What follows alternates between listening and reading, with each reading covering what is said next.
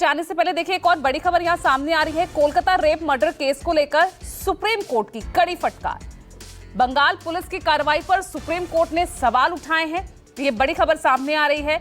हत्या का मामला दर्ज क्यों नहीं हुआ, सीधे तौर पर सुप्रीम कोर्ट का ये बड़ा सवाल। साथ ही ये भी पूछा गया सोशल मीडिया पर आखिर वीडियो वायरल कैसे हुई, क्राइम सीन को सुरक्षित क्यों नहीं रखा गया। ये तमाम वो अहम सवाल है जो आज सुप्रीम कोर्ट की तरफ से रखे गए हैं। तो एक तरह से कोलकाता रेप मर्डर केस में सुप्रीम कोर्ट की ये कड़ी फटकार। और मेरे सहयोगी मनोज पांडे कोलकाता से सीधा जुड़ गए हैं। मनोज, ये तमाम वो अहम सवाल थे जिस तरह से आज सुप्रीम कोर्ट ने जो आज अहम टिप्पणियां की है, कड़ी फटकार यहां राज्य सरकार को लगाई।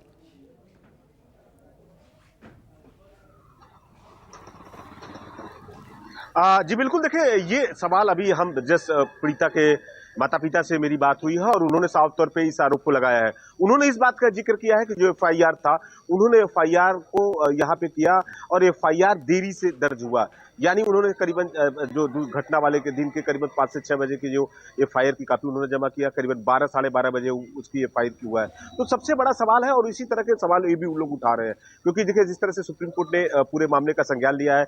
सुप्रीम कोर्ट ने साफ तौर पर आदेश दिया है कि सीएसएफ की पूरे जो आर्जिकल हॉस्पिटल है वहां पे निगरानी किया जाएगा। देखिए क्योंकि जो वहां पे जो सेमिनार हॉल था, 14 तारीख की घटना हुई है और वहां पे तोड़फोड़ किया गया, पूरे एविडेंस को मिटाने की कोशिश किया गया है। और देखें कि किस तरह से जो अब परिवार के जो है वहां पे भी पूरी तरह से सुरक्षा बढ़ा दिया गया है। पुलिस के जवानों की तैनाती किया गया है।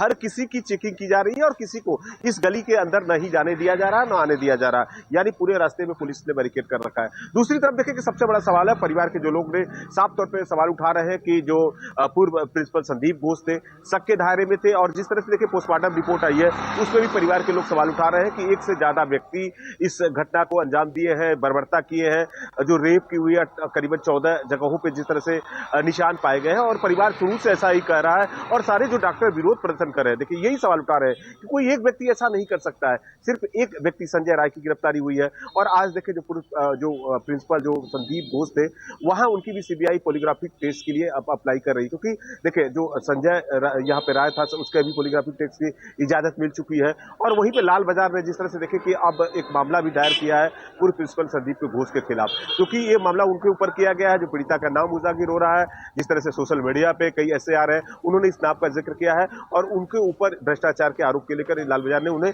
नोटिस भेजा है। तो अब पूरे मामले की एक तरह से सीबीआई का भी शिकंजा कसते जा रहा है और सीबीआई पॉलीग्राफ का टेस्ट कराएगी, क्योंकि संदीप घोष है जो बयानों को बदल रहे हैं, अपने बयान को सच नहीं दे रहे हैं। क्योंकि कितना सच है कितना झूठ है इस पॉलीग्राफ टेस्ट के बाद ही पता चल पाएगा। पुलिस जिस तरह से पुलिस के सवाल कई तरह से सीबीआई अधिकारी उसको भी शक की निगाह से घेच रहे हैं, क्योंकि जो संदीप घोष है उनकी जो बयान है पुलिस और अब सीबीआई के पास में जो तथ्य आ रहे हैं उसमें भी परिवर्तन आ रहा है। वही स्थिति संजय राय जो मुख्य अभियुक्त है, जो सिविल वॉलंटियर है, उस पर हो रहा है। तो अब सच्चाई की तरफ जो परिवार की तरफ देखे कर यहाँ पे सीबीआई के अधिकारी पहुंचे थे, एक डायरी की बात आ रही है। ठीक है मनोज पांडे, आप लगातार बने रहिएगा। आज सुप्रीम कोर्ट की अहम टिप्पणियों पर सभी की नजर है और उसके बाद किस तरह के रिएक्शंस लगातार आ रहे हैं उस पर भी नजर हमारी बनी रहेगी। एक छोटे से ब्रेक ले रुक रहे हैं, खबरें लगातार जारी है, देखते रहेगा न्यूज़ 24।